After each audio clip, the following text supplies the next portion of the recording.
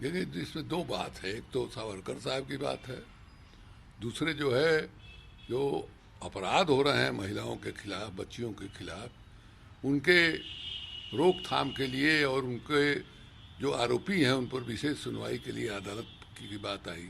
वो बात एक अपनी जगह पर है, लेकिन सबसे बड़ा सवाल है कि क्या मैंने कानून बना देने से, सजा का प्रावधान जो है ज़्यादा से ज़्यादा कर देने से इस तरह के अपराध रुक रहे हैं क्या? दिल्ली में जो घटना हुई थी, दिल्ली में घटना के बाद जो है कितना हंगामा हुआ वहाँ। उसके बाद जो है मैंने दो जजों का ये बना क्रिमिनल एक्ट में अमेंडमेंट करने के लिए, उसका रिपोर्ट आया, उसके आधार पर जो है परिवर्तन हुआ। सबसे बड़ा सवाल है कि इस तरह की घटना हो क्यों रही है और रोज रोज बढ़ती क्यों जा रही है। लोग काट के फ्रिज में रख दे रहे हैं, बेटा बाप को मार दे रहा है, कुल्हाड़ी से काट दे रहा है। इस तरह का अपराध जो है बेमतलब नाच हो रहा है, उसमें जो है नाचने वाले को गोली मार दिया, गाने वाले को गोली मार दिया। ये जो मैंने जिस बात के लिए आज से 20 बरस 25 बरस पहले लपड़ थप्पड़ होता था, घूसा चलता था, आज उस पर रिवाल्वर की गोली चल रही है। क्यों ऐसा हो रहा है? जब तक आप इसको नहीं समझिएगा और ये इस पर रोक नहीं लगाइएगा, तब तक ये कानून बनाने वाला नहीं है। जहाँ तक सावरकर साहब का सवाल है, ये तो हिस्टोरिकल फैक्ट है, ये सब कुछ उजागर हो चुका है। उनकी चिट्ठी भी, जेल से रिहा हुए, रत्नागिरी में उनको सीमित किया गया, उनको अंग्रेजों के ओर से 60 रुपया या 64 रुपया वजीफा जो है हर महीना उस जमाने में मिला करता था। किस लिए मिला करता था? ये सब कुछ तो इतिहास का तथ्य है। लेकिन आप जो है उनको महान क्रांतिकारी, हाँ, उस घटना के पहले 1857 की जो क्रांति हुई थी, उस पर जो सावरकर साहब ने उसका इतिहास लिखा, वो उनका सबसे अच्छा काम माना जाता है। और उस किताब में कहीं भी कम्युनलिज्म नहीं दिखाई दे रहा है।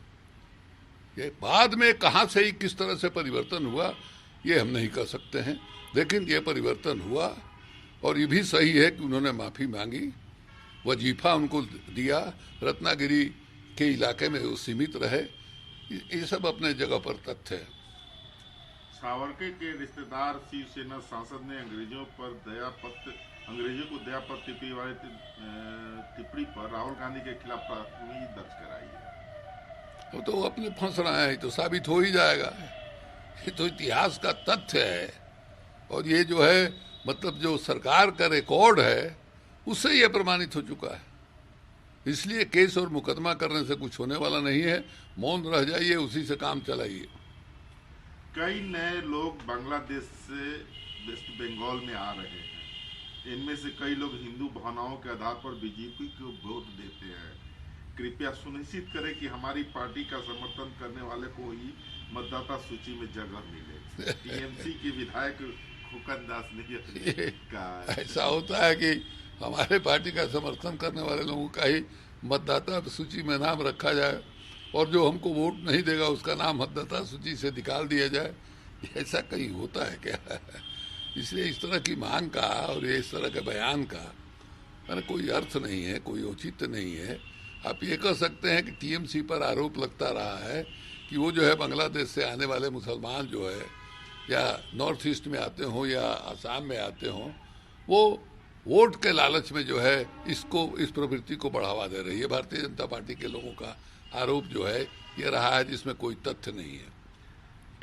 वाराणसी कोर्ट ने ज्ञानवापी मस्जिद परिसर में शिवलिंग की पूजा की मांग करने वाली याचिका पर सुनवाई का फैसला किया। अब अदालत का फैसला है, सुनवाई होगी, अब देखिए अदालत क्या कहता है।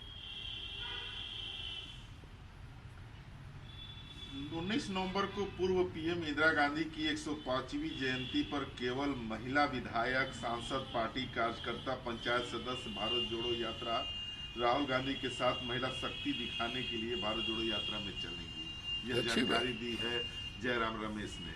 ये ठीक है, इंदिरा गांधी को स्मरण करने का, वो भी जब भारत यात्रा मैंने भारत जोड़ो यात्रा जो है राहुल गांधी कर रहे हैं, उस दरमियान उसके साथ साथ मैंने इंदिरा गांधी जी को याद करने के लिए, उनको नमन करने के लिए, उनको श्रद्धांजलि देने के लिए